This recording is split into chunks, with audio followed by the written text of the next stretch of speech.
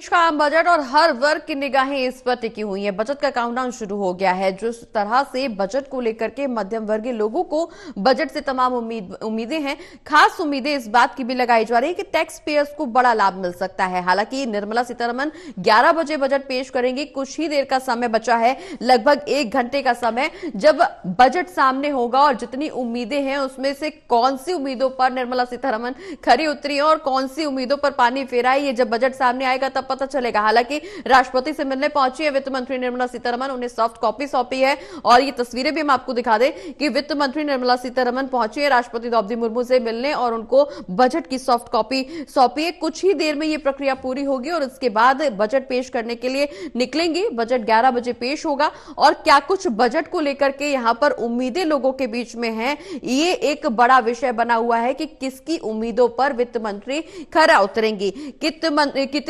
किसकी उम्मीदों को यहां पर पूरा किया जाएगा। हालांकि इस बात का भी जिक्र किया जा रहा है कि महिलाओं को लेकर के बड़ा ऐलान किया जा सकता है। महंगाई एक बड़ा विषय बना हुआ है कि महंगाई को लेकर के क्या कुछ राहत सरकार की तरफ से दी जाएगी। इसके अलावा सरकारी स्कीम्स को लेकर के तमाम बड़ी योजनाएं यहां पर लागू की जा सकती हैं। टैक्स पेयर से एक अलग उम्मीद लगा करके बैठे हैं, उम्मीद इस बात की कि शायद इस बार टैक्स स्लैब में कुछ बदलाव होगा। हालांकि पिछले बार की अगर बजट का जिक्र करें तो टैक्स स्लैब में कोई खास बदलाव देखने को नहीं मिला था। 7 लाख तक की इनकम वाले लोगों को टैक्स से राहत जरूर मिली थी, लेकिन इस बार उम्मीद इस बात की भी जताई जा रही है कि शायद ये जो कहीं ना कहीं बाउंड्री है 7 लाख की, वो अब 10 लाख में इजाफा होकर के 10 लाख तक पहुंच सकती है। 10 लाख तक के जो इनकम वाले लोग हैं उनको टैक्स से कहीं ना कहीं छूट मिल सकती है।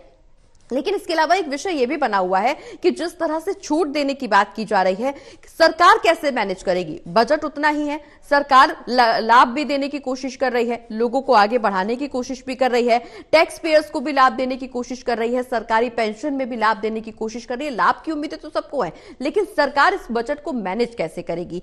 विकसित भारत की दिशा में देश आगे बढ़ने का दावा जरूर किया जा रहा है। प्रधानमंत्री नरेंद्र मोदी अपने भाषण में कई बार इस बात का जिक्र कर चुके हैं कि 2047 तक देश को विकसित भारत बनाना है।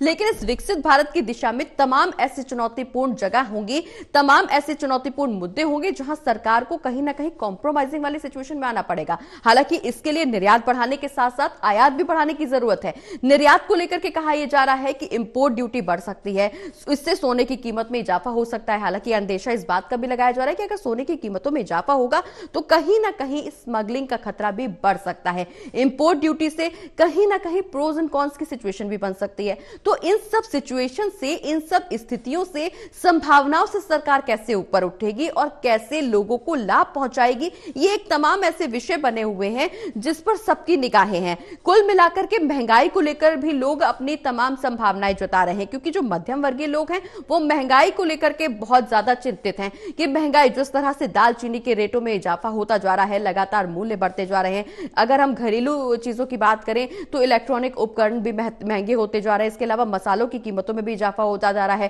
प्याज और सब्जियों की कीमतों में भी हम अक्सर इजाफा देखते हैं, जिसकी वजह से कई सरकारें बनी भी हैं, कई राज्यों की और गिरी भी हैं।